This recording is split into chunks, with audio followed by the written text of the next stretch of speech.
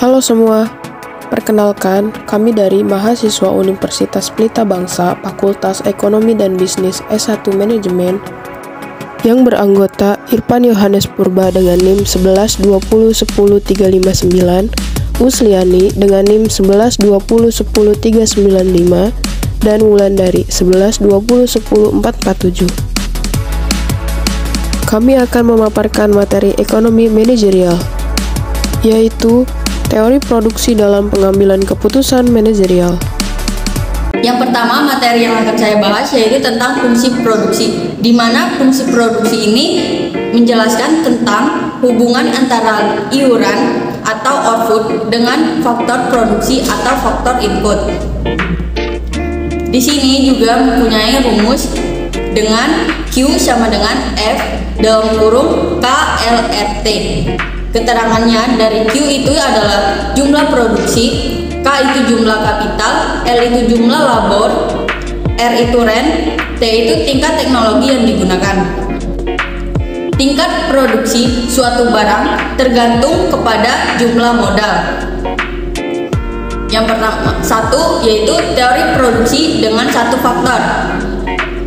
Faktor berubah. Teori produksi yang sederhana menggambarkan tentang hubungan di antara tingkat produksi suatu barang dengan jumlah tenaga kerja yang digunakan.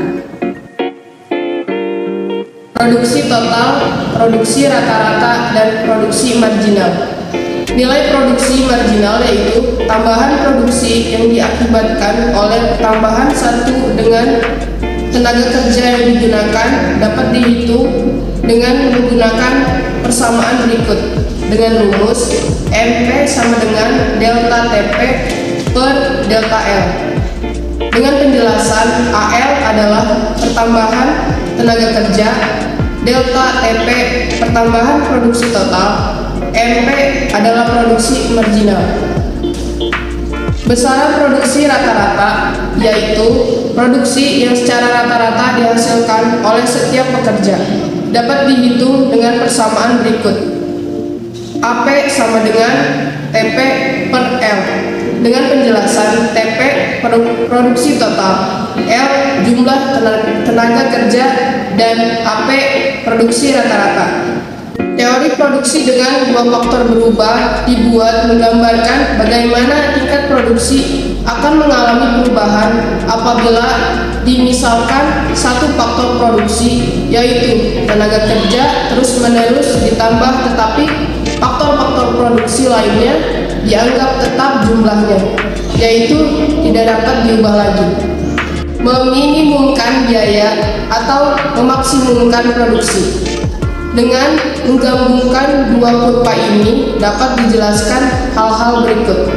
1. Apabila jumlah pengeluaran untuk membiayai produksi sudah ditentukan, keadaan yang bagaimana yang akan memaksimumkan produksi. 2. Apabila jumlah produksi yang ingin dicapai telah ditentukan, keadaan yang bagaimanakah yang meminimumkan biaya. Memaksimumkan produksi. Terlebih dahulu kita misalkan bahwa biaya yang dibelanjakan untuk membeli per unit modal sebesar Rp 15.000, upah tenaga kerja sebanyak Rp 10.000, dan biaya yang disediakan oleh produsen adalah Rp 300.000 dengan uang sebanyak Rp 300.000, maka produsen dapat sekiranya membeli satu jenis faktor produksi saja memperoleh 20 unit modal atau 30 tenaga kerja. Garis biaya yang ditunjukkan oleh TC2 menggambarkan bahwa gabungan tenaga kerja dan modal dapat diperoleh dengan menggunakan uang yang tersedia. Personalnya sekarang, manakah gabungan yang akan dapat menghasilkan produksi yang paling minimum?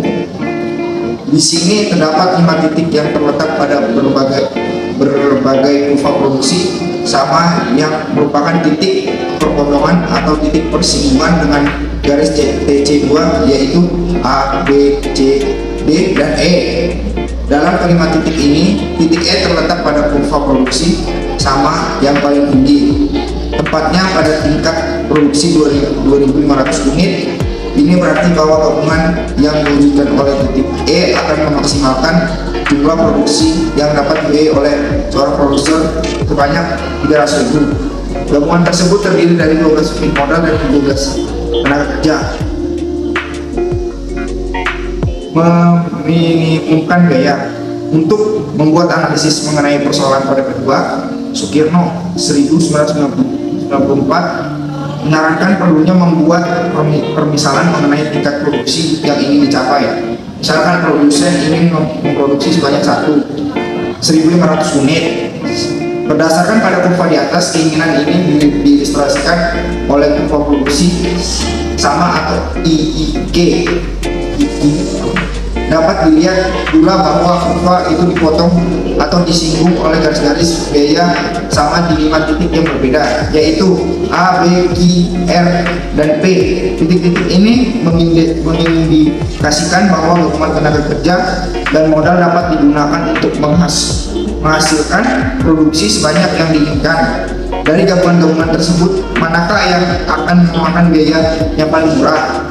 Tentunya adalah gabungan yang ditunjuk oleh titik yang terletak pada garis biaya sama yang paling rendah. Titik P adalah garis biaya sama yang paling rendah karena garis TC. Dengan demikian, titik ini menandakan bahwa gabungan tenaga kerja dan modal menghasilkan 1.500 unit. Faktor produksi itu terdiri dari 9 tenaga kerja dan 8 unit modal. Sedangkan biaya yang dikeluarkan untuk itu adalah sebesar Rp 210.000.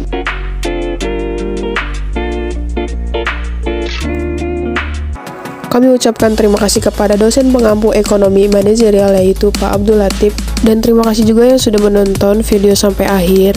Semoga bermanfaat.